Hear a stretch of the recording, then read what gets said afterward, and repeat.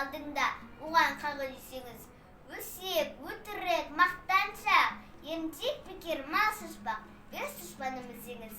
Талап, еңбек, терең ой, қанағат рахым ойлап қой, біз асық іс көнсеңіз. Жамандық көрсең, нафратлы, сұтып көңіл тисаңыз, жақсы көрсең бір әділі, оны ойға дейсаңыз. Қалым болмай немене балалықты қисаңыз, болмасаң да ұқсатпақ бір ғалымды көрсеңіз.